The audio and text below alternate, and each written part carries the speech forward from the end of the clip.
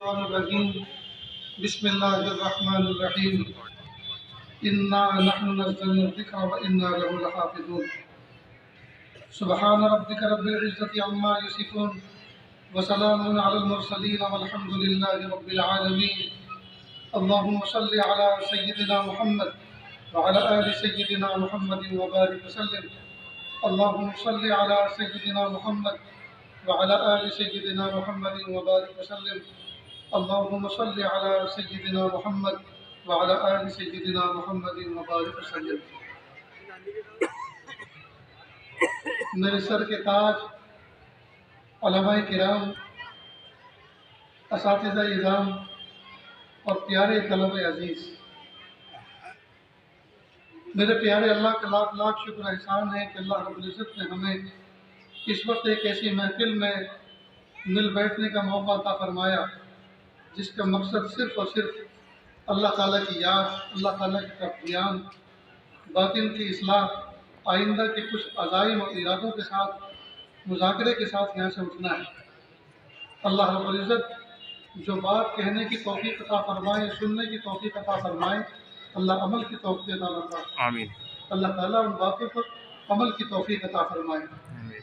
پیارے طلبہ عزیز، میں نے آپ کے سامنے قرآن پاک کی ایک آیت پڑھی. اللہ فرماتے ہیں انا نحن نزلنا الذکر وانا له لحافظون. بڑی تاکید کے ساتھ اللہ پاک نے اس آیت میں فرمایا کہ ہم نے قرآن پاک کو نازل کیا، ہم ہی اس کی حفاظت کرنے والے. یہ بڑے بھاری بھرکم تاکید کے صیغے اور الفاظ ہیں. تو جب اللہ پاک نے اس پورے نظام کی حفاظت کا وعدہ کیا ہے تو ہمیں پھر دل چھوٹا کرنے کی کیا ضرورت ہے، پریشان ہونے کی کیا ضرورت ہے. اس لیے جو لوگ اور جو ادارے ان اداروں کو ختم کرنے، بند کرنے یا ان پر قدغن لگانے کی کوششیں کر رہے ہیں، مشورے کر رہے ہیں، باتیں کر رہے ہیں، وہ بیوقوفوں کی دنیا میں رہتے ہوں گے. اس لیے کہ جس نے حفاظت کا وعدہ جس ذات نے خود اس کا کیا ہے، بھلا اس پر کوئی کیسے پابندی لگا سکتا ہے. یہ عاجز دنیا کی حکومتوں کے سامنے بہت محبت سے کہتا ہے کہ جن اداروں کے ذمہ دار، جن اداروں میں پڑھنے پڑھانے والوں نے آپ کو اتنا فارغ کر رکھا ہے، نہ آپ سے پینسل کا مطالبہ ہے، نہ قلم کا مطالبہ ہے، نہ کاپی کا مطالبہ ہے، نہ تنخواہ کا مطالبہ ہے، نہ ڈریس کا مطالبہ ہے، نہ نوکریوں کا مطالبہ ہے. جی، اتنے لاکھوں اور ہزاروں افراد نے آپ کو فارغ کر رکھا ہے تو آپ کو تو ان کے پیر دھو کے پینا چاہیے، شکریہ ادا کرنا چاہیے. اگر یہ سارے کے سارے سڑکوں پہ آ جائیں اور اپنے حقوق کی آواز لگائے کہ ہمیں یہ دو اور یہ دو، تو مصیبت کھڑی ہو جائے گی. اللہ پاک نے فرمایا ہم نے قرآن پاک کو نازل کیا، ہم ہی اس کی حفاظت کرنے والے. یہ آج اس موقع پر اپنے سبق کے طور پر ایک مثال پیش کیا کرتا ہے. فرض کریں کسی بچے کا والد سائیکل پر سفر کر کے کسی کمپنی اور فیکٹری میں روزانہ جاتا ہو، اور فیکٹری والے اس کی وقت کی پابندی اور اس کی محنت اور جستجو کو دیکھ کر خوش ہو جاتے ہوں، اور انہوں نے آپس میں یہ مشورہ کیا ہو کہ بھئی ہمیں اس آدمی کو کچھ انعام دینا چاہیے، اس لیے کہ جب سے یہ ہماری فیکٹری میں کام کر رہا ہے اس کی وفاداری سے ہم بڑے متاثر ہیں، اس کی کارکردگی سے ہم بڑے متاثر ہیں، اس کے زمانے قیام میں ہم نے بڑی ترقی کی ہے، ہمیں اس کا دل خوش کرنا چاہیے. اور وہ سب لوگ اس کو آفس میں بلائیں اور 1,00,000 روپے کا اس کو چیک دیں تو بندہ خوش ہوتا ہے. اور اس دن اس کو دوپہر کا کھانا بھی اچھا نہیں لگتا. پھر وہ پیڈل مار مار کے سائیکل چلا کر اپنے گھر آتا ہے اور بیوی کو کہتا ہے کہ دیکھو پیاری، میرے پیارے اللہ نے مجھے 1,00,000 روپے کا چیک دیا، میں نے اپنی زندگی میں کبھی ایک مشت 1,00,000 روپے نہیں دیکھے. اب میں کل اس کو بینک میں جمع کراؤں گا اور پرسوں اس کو کیش کراؤں گا، اور بہت سارے رمضان سے پہلے ارادے کو دل میں کر رکھے ہیں، اللہ تعالیٰ ان تمام کو پورا فرمائے. تو بیوی اس چیک کو ایک چھوٹے سے لفافے میں رکھتی ہے جس کی قیمت 4 آنے 8 آنے ہوتی ہے. پھر اس لفافے کو ایک پنی کی تھیلی میں لپیٹتی ہے جس کی قیمت روپیے 2 روپیے ہوتی ہے. پھر اس کو ہینڈ فرش میں رکھتی ہے اور اس فرش کو الماری میں رکھ کر تالا لگا کر چابی کی حفاظت دل و جان سے کرتی ہے. تو دیکھو اصل تو اس کو کس کی حفاظت کرنا ہے؟ 1,00,000 روپے کے چیک کی، لیکن 1,00,000 روپے کے چیک کے ساتھ اس لفافے کی بھی حفاظت ہو رہی ہے جس کی قیمت 4 آنے 8 آنی ہے، اور اس پلاسٹک کی پنی کی بھی حفاظت ہو رہی ہے جس کی قیمت مشکل سے روپیہ 2 روپیہ ہے، اور اس ہینڈ پرس کی بھی حفاظت ہو رہی ہے جو 100 روپیے کا ہے، اس کے طفیل 1,00,000 روپے کے چیک کے طفیل۔ تو اللہ تعالیٰ نے اصل تو وعدہ فرمایا ہے، ہم نے قرآن پاک کو نازل کیا، ہم ہی اس کی حفاظت کرنے والے ہیں، لیکن دنیا دارالاسباب ہے، یہاں اللہ پاک نے قرآن پاک کی حفاظت کے لیے حافظوں کے سینے کو سبب کے طور پر قبول فرمایا۔ تو اللہ رب العزت قرآن پاک کے ساتھ ساتھ اس کی سینے کی بھی حفاظت کرتے ہیں، اور وہ سینہ جس جسم کا جزو ہے اللہ جسم کی بھی حفاظت کرتے ہیں، وہ جسم جس خاندان میں گھر میں رہتا ہے اللہ اس گھر کی بھی حفاظت کرتے ہیں قرآن پاک کے طفیل سے۔ تو اگر ہم یہ چاہتے ہیں کہ ہمارے عزت آبرو کی حفاظت ہو، ہمارے گھر بار کی حفاظت ہو، ہمارے کاروبار کی حفاظت ہو، ہمیں چاہیے کہ قرآن پاک کی حفاظت کا جو نظام چل رہا ہے ہم اپنا تعاون اس نظام سے وابستہ کریں، اپنا نام اس نظام کی حفاظت میں اور اس کے آگے بڑھانے میں شامل کریں، اور قرآن پاک کو اپنے سینوں میں محفوظ کرنا شروع کریں۔ اللہ تعالیٰ قرآن پاک کے ساتھ ساتھ اللہ تعالیٰ ہمارے ظاہری وجود کی بھی حفاظت فرمائے۔ نیز پیارے طلبہ عزیز، آپ سے زیادہ خوبصورت، آپ سے زیادہ ذہین، آپ سے زیادہ سمجھدار بچوں سے دنیا بھری پڑی ہے، لیکن کلام الہی کی حفاظت کے لیے اللہ پاک نے ان بچوں کا انتخاب نہیں کیا جو آپ سے زیادہ خوبصورت، آپ سے زیادہ ذہین اور آپ سے زیادہ مالداروں کے بیٹے ہیں، بلکہ اللہ پاک نے آپ کا انتخاب کیا ہے۔ آپ اللہ تعالیٰ کے اس انتخاب کو رد نہ کریں، اپنی بدعملی کی وجہ سے اس کو ضائع نہ کریں، اس انتخاب کو سنبھال کے رکھیں۔ آپ کا جو سلیکشن ہوا، آپ کا جو انتخاب ہوا، آپ کا جو اجتباع ہوا، اس کی قدر کریں اور اللہ کا شکر ادا کریں۔ اور جب آپ نے 7 سال 10 سال کا ٹرین کی زندگی کا عرصہ ان اداروں کی چہار دیواری میں اساتذہ کرام کے سامنے بیٹھ کر گزار دیا، اب اس کا حق وفاداری تو یہی ہے کہ بقیہ زندگی کا حصہ بھی اسی کی خدمت میں گزار دیا جائے۔ عام طور پر دیکھا گیا 10 سال بچوں کو گزرتے ہیں، ان سے پوچھو آپ کا ارادہ کیا ہے، وہ کہتے ہیں جی سوچا نہیں۔ 10 سال گزرنے کے بعد ابھی تک سوچا نہیں ہمیں کرنا کیا ہے۔ یہ انتہائی غفلت کی بات ہے۔ طے کر لیں کہ جس علم کے حصول کے لیے، جس راستے پر چلنے کے لیے اللہ پاک نے منتخب فرمایا، اسی کی اشاعت میں زندگی کھپانی۔ ایک مرتبہ میرا ساؤتھ افریقہ کے علاقے میں سفر ہوا، اور اس وقت ریاست گجرات میں بہت ہی عجیب و غریب حالات تھے۔ اسی زمانے میں مجھے کشمیر کے علاقے سے دعوت ملی کہ آنا ہے، لیکن حالات وہاں کے مقامی خراب ہونے کی وجہ سے میں نے وہاں عذر کر دیا، اور انہوں نے عذر وعدے ناخواستہ قبول بھی کر لیا اور میں نہیں جا سکا۔ لیکن مجھے ایک قلق رہا کہ میں ان کی دعوت پر نہیں جا سکا۔ اس سمجھ میں نہیں آ رہا تھا کہ مجھے کرنا کیا چاہیے ایسے موقع پر۔ تو میں نے ایک صاحب نسبت بزرگ سے اس کا تذکرہ کیا۔ 2 افراد سے میں نے اس کا مشورہ کیا، تو دونوں نے الگ الگ جواب دیے اور مقصد ایک ہی تھا۔ ایک نے تو قرآن پاک کی آیت پڑھی، فرمایا کہ میں آپ کے سامنے قرآن پاک کی ایک آیت پڑھتا ہوں، آپ اس سے خود اندازہ لگائیں کہ آپ کو کیا کرنا چاہیے۔ فرمایا بسم اللہ الرحمن الرحیم، یا ایھا الرسول بلغ ما انزل الیک من ربک فإن لم تفعل فما بلغت رسالتہ واللہ یعصمک من الناس۔ بس ایسا لگا کہ یہ آیت ابھی میرے لیے نازل ہوئی۔ اے رسول، آپ پر جو ہم نے نازل کیا اس کو پہنچاؤ لوگوں تک، آپ کو جس ڈیوٹی پر فائز کیا ہے آپ پہنچاؤ اس کو لوگوں تک، اس کا حق ادا کرو، اور اگر آپ ایسا نہیں کریں گے تو آپ نے اس رسالت کا حق ادا نہیں کیا۔ واللہ یعصمک من الناس، اور لوگوں سے ڈرتے کیا ہو، حالات سے گھبراتے کیا ہو، اس ابلاغ کی برکت سے اللہ تعالیٰ لوگوں کے شر سے آپ کی حفاظت فرمائے۔ معلوم ہوا ابلاغ میں صیانت اور حفاظت ہے، اور ترک ابلاغ میں مصیبت ہے۔ ہم لوگ ترک ابلاغ میں اپنی حفاظت سمجھتے ہیں، حالانکہ ابلاغ میں حفاظت ہے۔ اس لیے اس کے بعد جب میں نے اس آیت کو پڑھا اور سنا اور سمجھا، سوچا سورہ ستارے پہ بھی اگر کوئی شخص بلائے گا تو میں جانے کے لیے تیار ہوں۔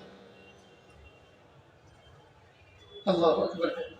پھر ایک دوسرے بزرگ سے اس کا تذکرہ کیا تو انہوں نے فرمایا کہ کیوں نہیں جانا چاہیے، ضرور جانا چاہیے۔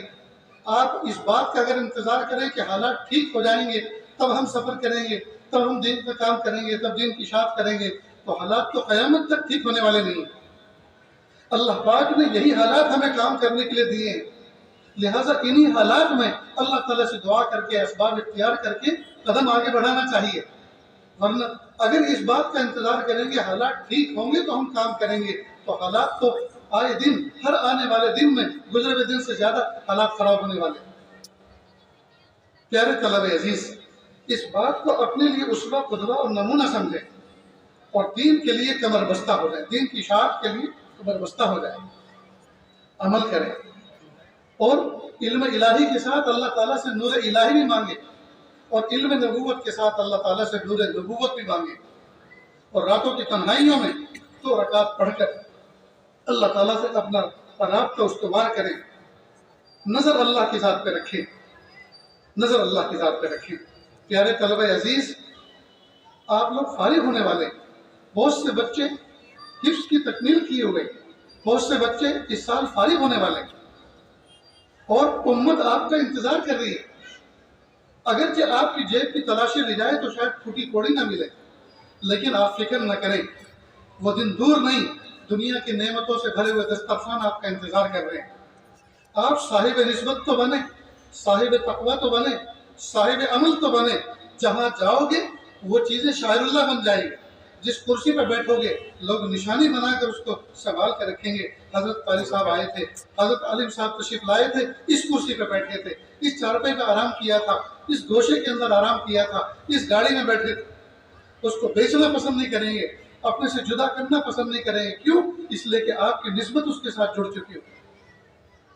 اللہ تعالیٰ آپ کو صاحب نسبت بنائے، آمین۔ اور شوٹ والے اور بوٹ والوں کو دیکھ کر رال نہ ٹپکائے۔ 7 زمین اور 7 آسمان سے بھاری بھرکم کلام الہی اللہ پاک نے آپ کے سینوں میں محفوظ کیا ہے۔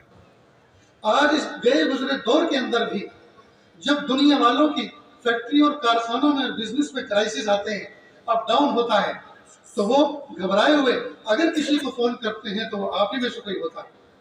حضرت دعا کر دیجئے اللہ تعالیٰ حالات پر رحم فرمائے، حضرت دعا کر دیجئے ہم ان حالات سے نکل جائیں۔ تو وہ تو آپ سے اتنی توقع رکھتے ہیں اور آپ ان کی جیبوں پہ نظر رکھیں، یہ تو بالکل الٹا معاملہ ہے۔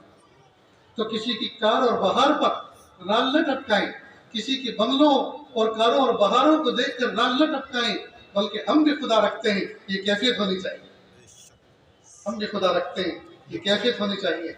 اور رات کے آخری پہر اللہ تعالیٰ سے ایک رب کے خفی، ایک خاص تعلق اللہ تعالیٰ سے قائم کر لیں۔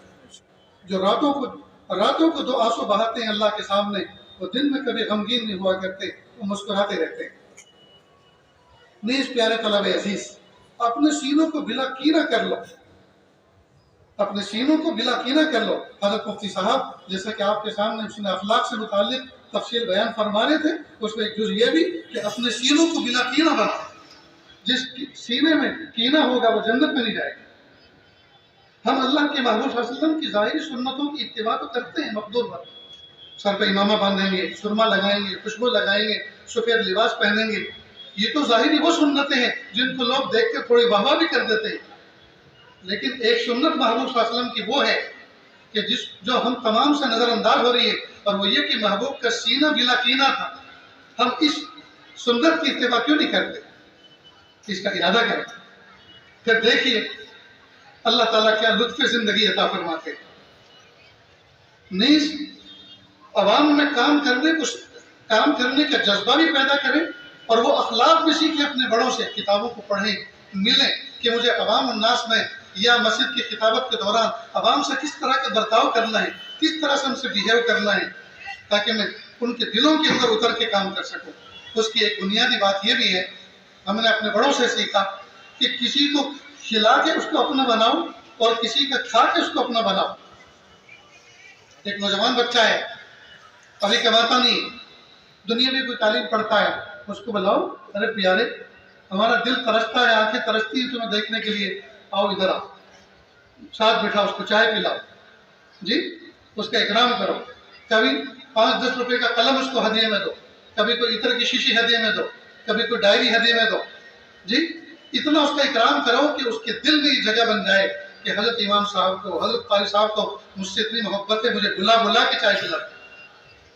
اور جن کو اللہ پاک نے کچھ فراوانی دی ہے ان سے محبت بھرا شکوہ کرو، جناب اتنے بخیل ہو گئے ہیں، ہم آپ کی چائے پینے کو ترس رہے ہیں اور آپ چائے نہیں پلاتے۔ ارے حضرت کیا بات کہہ دی، میں تو ترستا ہوں آپ کو کہ آپ میرے گھر پہ تشریف لائے چائے پیے۔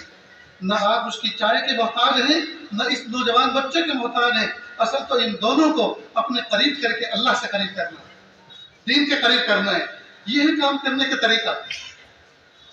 جس بستی میں آپ جائیں وہاں دو پھاڑ نہ کریں، کچھ لوگوں کو قریب کر لیں، کچھ لوگوں کے قریب ہو جائیں، کچھ لوگوں سے دور ہو جائیں، اور آپ ایک فرقہ جنم دے دیں اور آپ نفرت کی دیوار کھڑی کر دیں۔ نہیں نہیں، ایسا ہرگز نہ کریں، آپ پردیسی ہیں، آپ اس جگہ کو چھوڑ دیں اگر وہ اختلاف اور آپ کے وجود سے، اس لیے کہ ان کو آپ جیسے بہت مل جائیں گے، لیکن اگر امت پھٹ گئی اور امت میں نفرت ہوگی تو ان کو جوڑنے والا کوئی نہیں ملے گا۔ حسن تربیت کے ساتھ، حسن اخلاق کے ساتھ، سب کے ساتھ تعلق رکھیں۔ ہر آدمی کو یہ لگے کہ امام صاحب مجھ سے محبت کرتے ہیں، قاری صاحب مجھ سے محبت کرتے ہیں، مجھ سے اتنی محبت کرتے ہیں، کسی سے نہیں کرتے۔ ہر ایک کو ایسا لگنا چاہیے، اس لیے کہ آپ کا برتاؤ، آپ کا تعلق اس طرح ہونا چاہیے، محبتوں سے کام کرے، نیز اپنا تعلق کسی صاحب نسبت سے قائم کرے، اپنا تعلق کسی صاحب نسبت بزرگ سے قائم کرے۔ یاد رکھیں جو کسی سے تعلق نہیں رکھتا وہ شیطان سے تعلق رکھتا ہے، وہ شیطان کا مرید بن جاتا ہے۔ حضرت قاری امیر حسن صاحب رحمۃ اللہ علیہ فرمایا کرتے تھے، نہ ہم استاد کی مانتے ہیں، نہ شیخ کی مانتے ہیں، نہ ماں کی مانتے ہیں، نہ باپ کی مانتے ہیں، مانتے ہیں تو اپنے نفس کی مانتے ہیں جو سب سے بڑا دشمن ہے۔ اپنے آپ کو کسی کے حوالے کر دیں، اور جب حوالے کر دیں گے آپ کے اندر جرأت ایمانی پیدا ہوگی، جو آپ نے سیکھا ہے، پڑھا ہے، اس پر عمل کرنے کا حوصلہ پیدا ہوگا۔ ایک واقعہ میں آپ کے سامنے پیش کرتا ہوں، سنیں اور دل کے کانوں سے سنیں۔ میرا اصل وطن ہے دورالا، ضلع میرٹھ کے اندر۔ بچپن ہی میں چھوٹی سی عمر میں چلا گیا تھا گجرات، وہیں پڑھا اور اسی کو پھر وطن بنا لیا، لیکن اپنے وطن کو بھولا نہیں ہوں۔ ہر انگریزی مہینے کی پہلی جمعرات، جمعہ اور ہفتہ 3 دن کے لیے میرٹھ کے قریب میں گاؤں ہے جانے بزرگ، وہاں میں نے ایک رہائش بنائی ہے، وہاں آتا ہوں۔ تو دورالے کے اندر ایک منشی نور الحسن تھے، میرے بچپن کے استاذ، منشی تھے، نہ قاری تھے سند یافتہ، نہ عالم تھے، نہ مفتی تھے، ایک عام منشی تھے، لیکن انہوں نے کسی پانی پتی قاری صاحب سے اپنا قرآن پاک صحیح کیا تھا، لہٰذا انہوں نے منشی پیشہ ہونے کے باوجود انہوں نے اب زندگی وقف کر دی تھی قرآن پاک کی تصحیح کے لیے، اور معصوم بچوں کو مکتب میں پڑھاتے تھے اور قرآن پاک ان کا درست کرتے تھے، پانی پتی لہجے میں قرآن پاک پڑھایا کرتے تھے۔ وہ حضرت تھانوی رحمۃ اللہ علیہ سے بیعت تھے، یہ آزادی سے پہلے کی بات۔ اللہ کی شان، اس زمانے کے اندر اس ملک، اس پیارے وطن پر انگریزوں کا تسلط تھا، اور انگریزوں کو نکال باہر کرنے کی جو کوششیں چل رہی تھی، اس وقت میدان عمل میں 2 پارٹیاں تھیں، ایک کانگریس اور ایک مسلم لیگ، اور دونوں طرف بزرگ تھے۔ حضرت تھانوی رحمۃ اللہ علیہ نے لیگ کی تائید میں ایک چھوٹا سا کتابچہ بھی لکھا تھا۔ حضرت منشی نور الحسن صاحب جب حضرت سے وابستہ ہوئے، حضرت تھانوی سے بیعت ہوئے، تو سوچا کہ حضرت نے جس کی تائید کی ہے میں بھی اس کمیٹی کے ساتھ جڑ جاتا ہوں، تو میرٹھ حلقے کے مسلم لیگ کے حلقے سے وابستہ ہوئے اور کمیٹی کے ممبر بن گئے۔ ایک مرتبہ کمیٹی نے اپنے ممبروں کو طلب کیا، میٹنگ ہوئی، اس میٹنگ میں منشی نور الحسن صاحب نے ایک عجیب بات کہی کہ بھائیو، حضرت مدنی بھی بزرگ ہیں، حضرت تھانوی بھی بزرگ ہیں، اور ان دونوں کے اندر رائے کا اختلاف ہے، ذات کا اختلاف نہیں، رائے کا اختلاف ہے، یہ اس پارٹی کی تائید کرتے ہیں، وہ اس پارٹی کی تائید کرتے ہیں، لیکن ہم یہ لیگی لوگ ان کو برا بھلا کیوں کہتے ہیں؟ تو فوراً کسی نے کہا، مولانا مدنی کو تم بزرگ مانتے ہو، ان کو کس نے بزرگ کہا؟ کہا اگر آپ کا ایسا ہی گستاخی بھرا رویہ ہے تو میں استعفیٰ دیتا ہوں مسلم لیگ سے، اور یہ استعفیٰ دے کر دورالہ گاؤں آ گیا، لیکن ان سے رہا نہیں جا رہا تھا کہ یہ کیا ہوا۔ فوراً خانہ بھون کا سفر کیا اور دیر رات گئے، وہاں پہنچے تو حضرت یہ قاری میں خاص تھے بھائی سلیمان، ان سے واقعہ ذکر کیا کہ بڑے بھاری دل کے ساتھ میں آیا ہوں۔ کہا وہ کیا؟ کہ میرے میں ایسا واقعہ پیش آیا، میں نے ایسا کہا، سامنے والے نے ایسا جواب دیا، اور میں نے استعفیٰ دیا، اور میں نے سوچا کہ حضرت کے سامنے اس کا تذکرہ کروں۔ کہ جس جماعت کی آپ تعریف کرتے ہیں وہاں تو ایسے ایسے لوگ رہتے ہیں. تو بھائی سلیمان نے غضب کیا. انہوں نے کہا مولانا مدنی کو تم بزرگ سمجھتے ہو، بزرگ تو شیطان بھی تھے. ارے بھائی تم بھائی سلیمان تم یہ کیا بات کہہ رہے ہو کہ ہاں میں جو کہہ رہا ہوں صحیح کہہ رہا ہوں، کہ میں یہ بات حضرت سے کہوں گا کہ کہہ دینا. اب بڑے بھاری دل کے ساتھ رات کو نیند بھی نہیں آئی، چارپائی کی کروٹ بدلتے رہے. سوچا صبح اور حضرت کے سامنے تذکرہ کروں، اور جب حضرت کی خادم خاص کا یہ حال ہے تو پتہ نہیں آگے کیا حال ہوگا.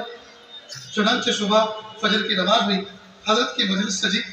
مجلس میں ہمت نہیں ہو رہی تھی کہ بات کا آغاز کہاں سے کروں اور کس طرح کروں. اللہ کی شان وہ دربار تو عجیب تھا.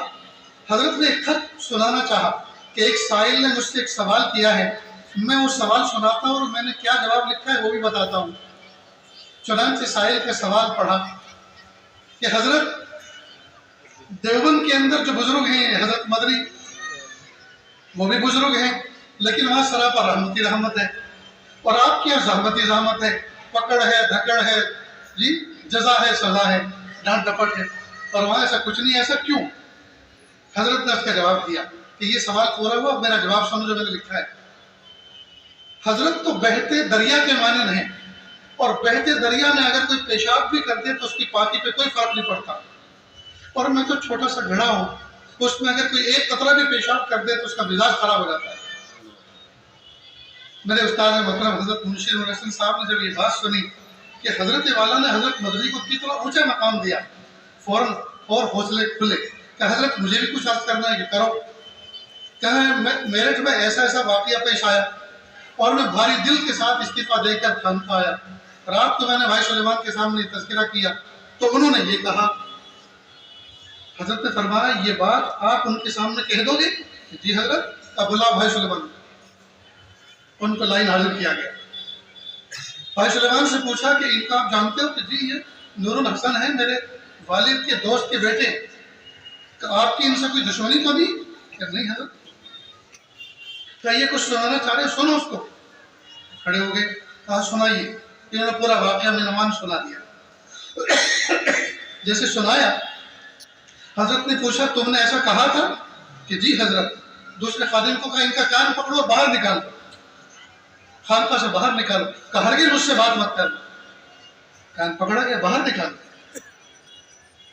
اب انہوں نے پانی پت کے قاری صاحب کے اس زمانے میں حضرت کے یہاں ان کی توسط سے حضرت سے خط و کتابت کے ذریعے سے گفتگو کی اور کہا حضرت مجھ سے بہت بڑی گستاخی ہوئی ہے، مجھے آپ معاف کر دیجیے. حضرت نے فرمایا ہرگز نہیں، سائے کے معاملہ سے معافی مانگو اور وہاں سے لکھوا کے لاؤ. انہوں نے دیوبند کا سفر کیا، حضرت مدنی سے جا کے معافی مانگی اور حضرت سے روکا لکھوایا. روکا حضرت خامی کے سامنے پیش کیا. حضرت نے اس کو پڑھا اور کہا یہ معافی معتبر نہیں ہے، پتہ نہیں تم نے کیا ان کو سنایا اور کس چیز کو سن کے انہوں نے آپ کو معافی دے دی. اس واقعے کو سناؤ اور وہ اس کو مینشن کرے، اس کا حوالہ دے اور پھر میں اس کو سوچوں. پھر گئے دوبارہ اور پھر پورا واقعہ سنا کہ حضرت اس واقعے کا حوالہ آپ دے دیجیے اور اس پر میری معافی فرما دیجیے. حضرت مدنی رحمۃ اللہ نے سنا اور کہا حضرت یہ واقعہ انہوں نے ذکر کیا، میں نے ان کو دل سے معاف کر دیا، آپ بھی معاف کر دیجیے. پھر آئے اور حضرت کے سامنے وہ پیش کیا کہ میں نے معاف تو کر دیا لیکن میری طبیعت ذرا منفعل ہے، ابھی گفتگو کی اجازت نہیں ہے، گفتگو کی اجازت بعد میں دی. پیارے طلبہ عزیز، یہ تھے ہمارے اسلاف، یہ تھے ان سے وابستہ خوشاچی اور ان کے زیر تربیت مکاتب میں پڑھانے والے منشی نور الحسن. یہ جرأت کب پیدا ہوتی ہے؟ یہ جرأت اس وقت پیدا ہوتی ہے جب بندہ کسی کے قدموں میں اپنے آپ کو وابستہ کر دے اور ان سے اپنے باطن کی اصلاح کرے. تو جو کچھ اللہ پاک نے علم عطا فرمایا ہے پھر اللہ تعالیٰ اس پر عمل کی توفیق عطا فرماتے ہیں، جرأت ایمانی عطا فرماتے ہیں. پیارے طلبہ عزیز، اپنے آپ کو کسی سے وابستہ کرو، دین کی خدمت کے لیے اپنے آپ کو فارغ کرو. مدارس عربیہ سے ہر سال سالانہ کے اختتام پر ہزاروں بچے فارغ ہوتے ہیں، لیکن متوسط کتابیں پڑھانے کے لیے اگر ادارے میں کسی استاد کی ضرورت ہے تو ڈھونڈنے سے بھی نہیں ملتا. یہ سب غائب کہاں ہو جاتے ہیں؟ کون کھا جاتا ہے اس کو؟ زمین کھا جاتی ہے یا آسمان نکل جاتا ہے؟ وجہ اس کی یہ ہے کہ عالم بعمل نہیں بن گئے. فارغ ہونے کے بعد فوراً اس بات کی جستجو رہتی ہے کہ ہمیں کوئی خدمت کا موقع مل جائے. اور پتہ ہے اپنے استادوں سے کیا دعا کرواتے ہیں؟ حضرت دعا کر دیجیے کوئی اچھی سی جگہ مل جائے. اچھی سی کا مطلب یہ ہے کہ تنخواہ بھی اچھی ہو، رہائش بھی اچھی ہو، کام زیادہ نہ ہو. کام جانا، اس کا مطلب ہے اچھی سی کا مطلب یہ ہے۔ اور کئی مرتبہ لندن، امریکہ، افریقہ جاتے ہیں بہت سے بچے، خیر اس علاقے تو یہ تو بچے ملتے نہیں، ان سے صاف کا نہیں پڑتا گجرات کے بچے، اور کبھی آتے ہیں وطن تو کہتے ہیں وہاں بہت ضرورت ہے۔ میں نے کہا ہندوستان کی ضرورت پوری ہو گئی، یہاں کی جھگی جھوپڑیوں کی ضرورت پوری ہو گئی، اور یہ جو آپ نے کہا بہت ضرورت ہے، یہ تو بتا دو کہ ضرورت کس کو کس کی ہے، آپ کو ان کی ہے یا ان کو آپ کی ہے؟ میرے بھائی پیارے طلب عزیز، بنی بنائی جگہ میں بیٹھنے کے لیے تو ہر کوئی تیار ہوتا ہے، کمال تو یہ ہے کہ ہم جگہ تیار کریں۔ ہمارے اسلاف، ہمارے کامل مشاہیر